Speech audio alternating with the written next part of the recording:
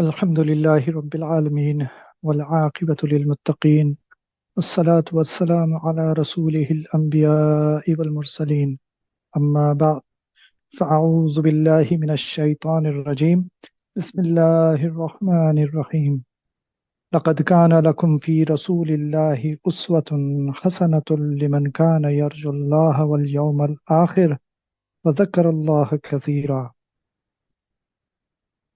صدق الله العظيم۔ اللہ سبحانہ و تعالیٰ قرآن شریف میں سورہ احزاب میں فرماتے ہیں، حقیقت یہ ہے کہ تمہارے لیے رسول اللہ کی ذات میں ایک بہترین نمونہ ہے، ہر اس شخص کے لیے جو اللہ سے اور یوم آخرت سے امید رکھتا ہو اور کثرت سے اللہ کا ذکر کرتا ہو۔ اس آیت میں اللہ سبحانہ و تعالیٰ ایک تو ہمیں یہ بتا رہے ہیں کہ ہمارے لیے بہترین نمونہ کون ہے، اور وہ ہے نبی کریم صلی اللہ علیہ وسلم کی ذات۔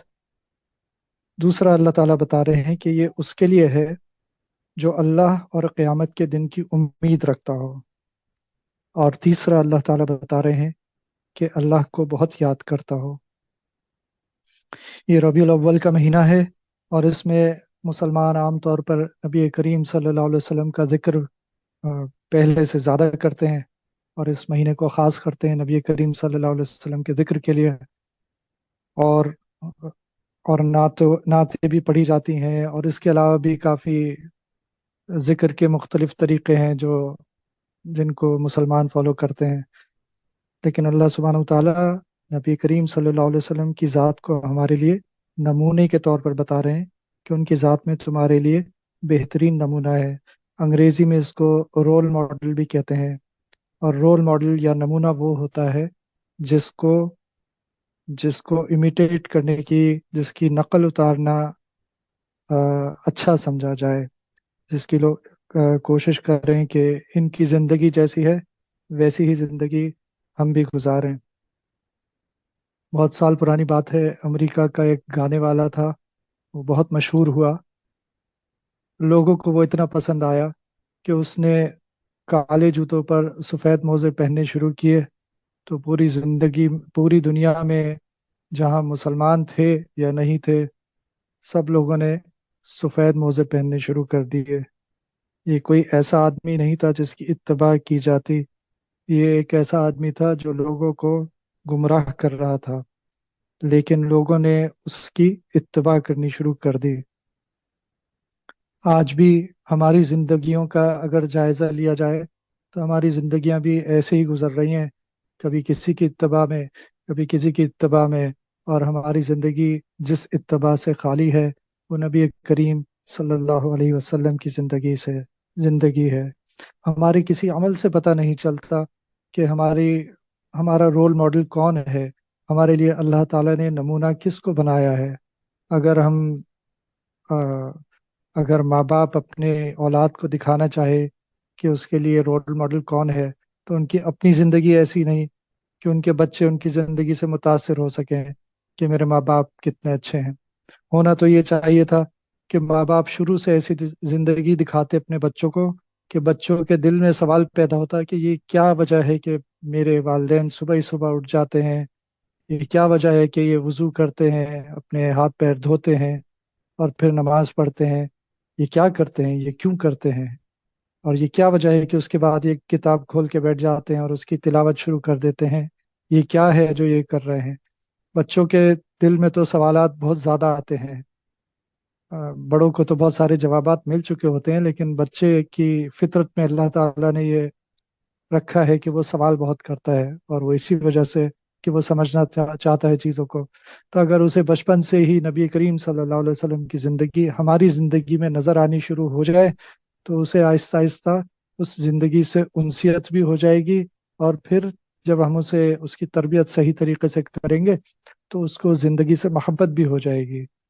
اور میرے شیخ حضرت مولانا جلیل احمد اخون صاحب دامت برکاتہم فرماتے ہیں کہ آج کل کے دور میں جب اتنے سارے فتنے پھیلے ہوئے ہیں اور یہاں تک کہ جھوٹے نبی کے پیروکار بھی موجود ہیں، تو ہمیں اپنے بچوں کو بچپن سے نبی کریم صلی اللہ علیہ وسلم کی محبت ان کے دلوں میں ڈال دینی چاہیے، تاکہ وہ ان فتنوں سے متاثر ہی نہ ہوں. اور فتنے تو آگے جا کے بڑھتے ہی جائیں گے. آج جتنے فتنے ہیں اس سے زیادہ ہوتے جائیں گے. لیکن ہم اپنی ذمہ داری پوری نہیں کرتے کہ ہم اپنے نبی صلی اللہ علیہ وسلم جو ہمارے دل سے زیادہ ہماری زبان پہ بسے ہوئے ہیں، اپنی زبان سے تو محبت کا اظہار کرتے ہیں، لیکن اگر دل میں ہمارے نبی صلی اللہ علیہ وسلم کی محبت ہوگی تو وہ ہمارے ایک ایک عمل سے نظر آئے گی.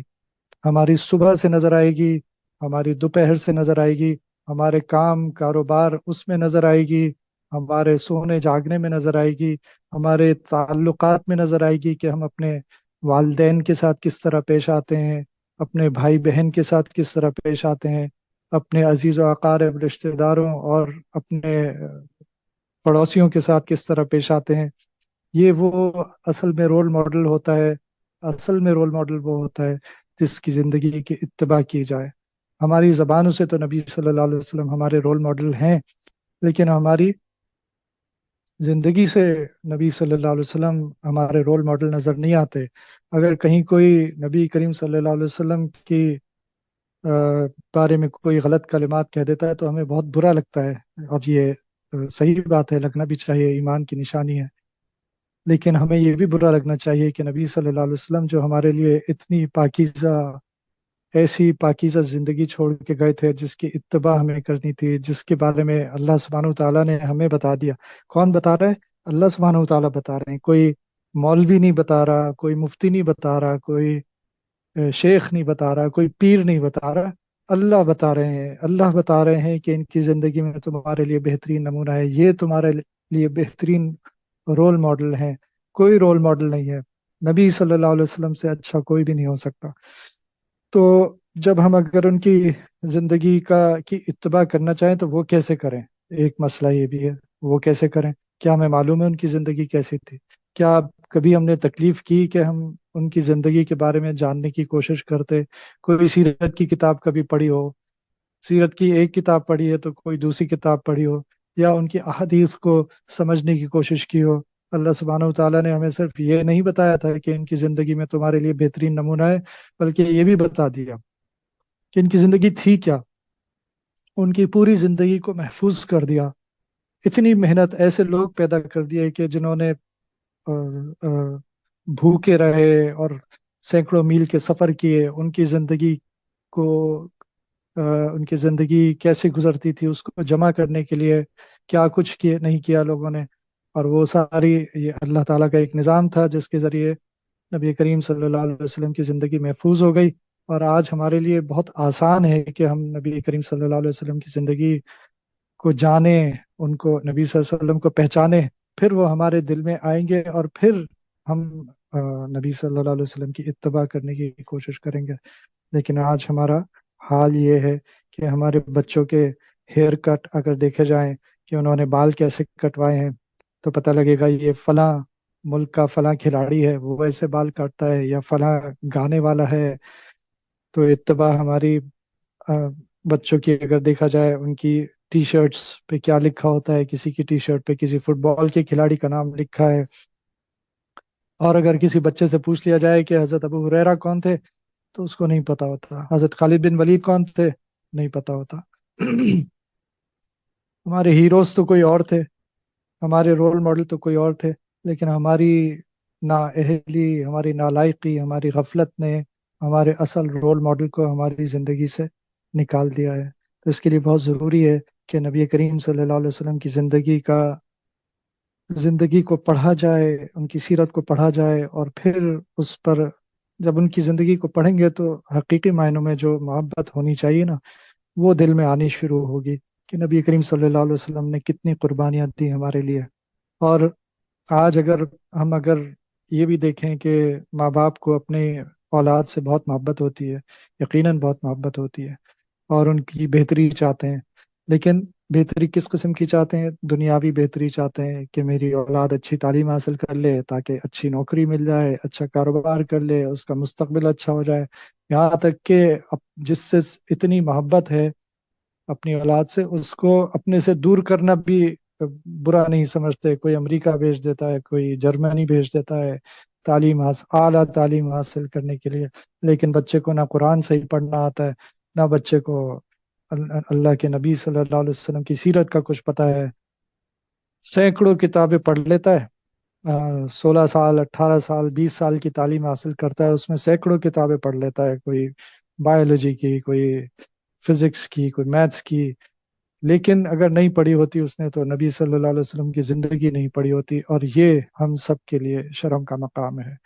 इसके अलावा भी वो बहुत सारी किताबें पढ़ लेता है, उसको लिटरेचर के नाम पर गैर मुस्लिमों की किताबें, ऐसी किताबें जो नहीं भी पढ़नी चाहिए वो भी पढ़ाई जाती हैं। लेकिन अगर हम नहीं पढ़ते तो नबी करीम सल्लल्लाहु अलैहि वसल्लम की जिंदगी नहीं पढ़ते। तो दोबारा से वही बात कि अगर बच्चों के दिल में नबी सल्लल्लाहु अलैहि वसल्लम की मोहब्बत पैदा करनी है और अपनी ज़िंदगी में भी नबी सल्लल्लाहु अलैहि वसल्लम की इत्तिबा लेके आनी है, तो नबी करीम सल्लल्लाहु अलैहि वसल्लम की ज़िंदगी का मुताला किया जाए।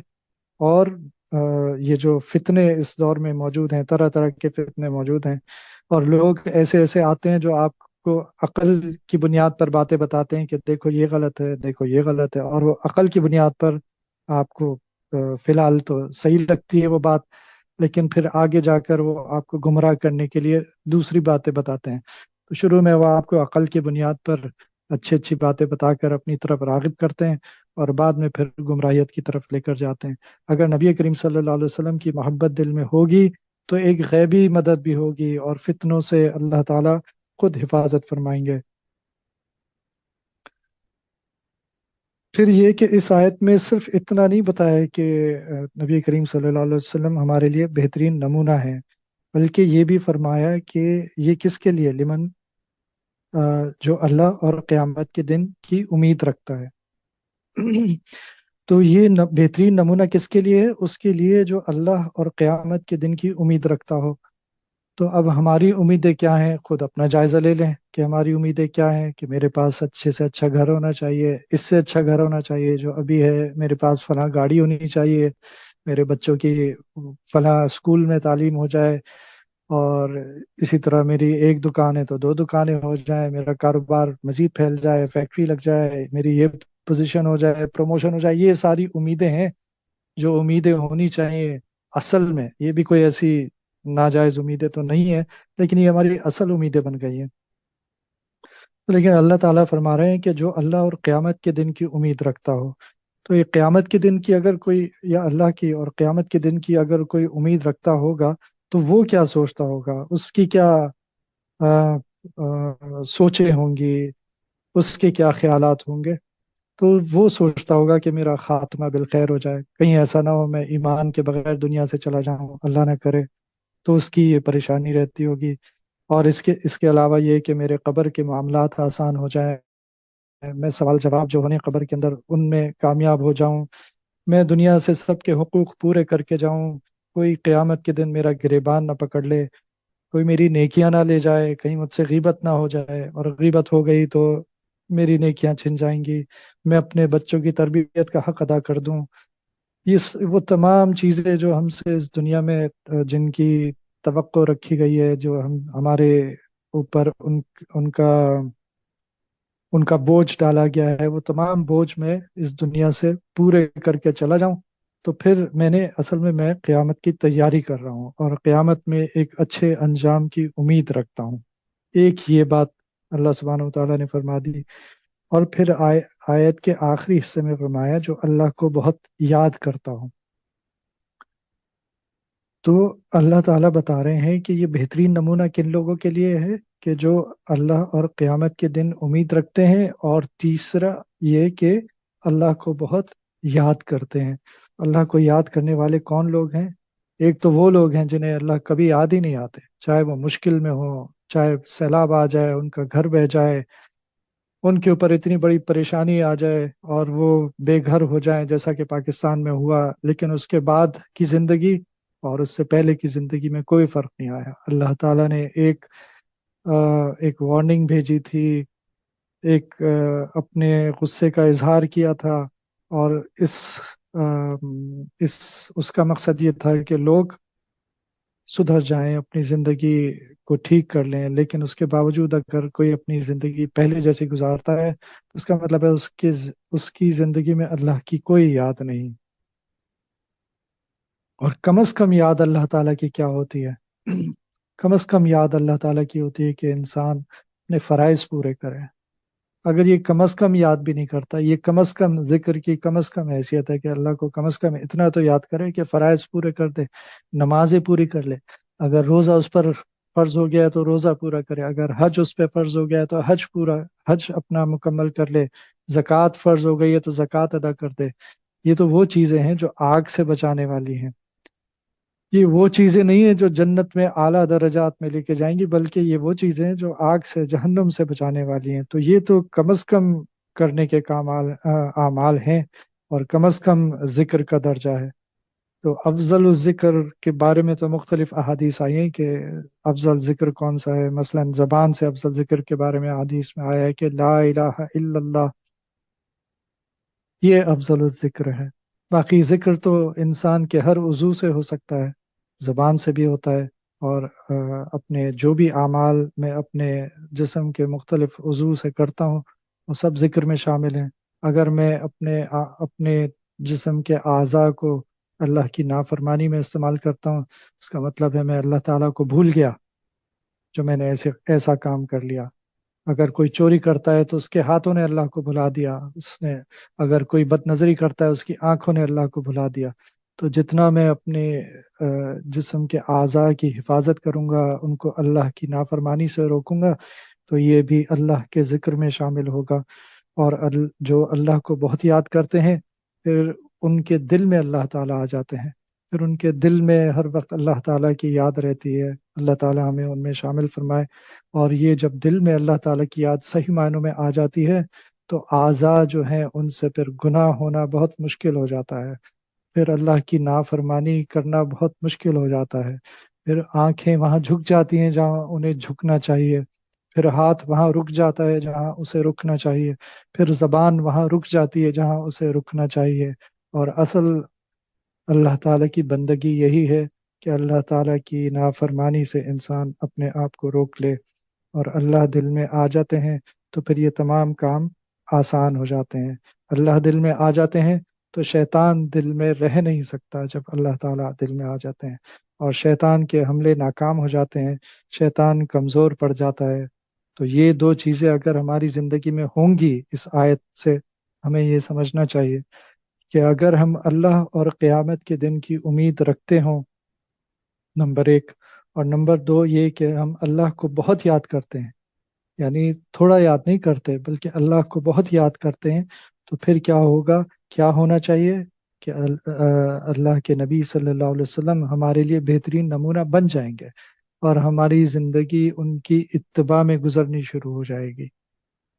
अल्लाह ताला मुझे और हम सबको अमल की तौफीक अता फरमाए। रब्बना तक़ब्बल मिन्ना इन्नका अंतस समीउल अलीम व तुब अलैना इन्नका अंतत तव्वाबुर रहीम। वसल्लल्लाहु तआला अला खैरि खल्क़िही मुहम्मदिन व अला आलिहि व अस्हाबिहि अजमाइन। आमीन या रब्बल आलमीन।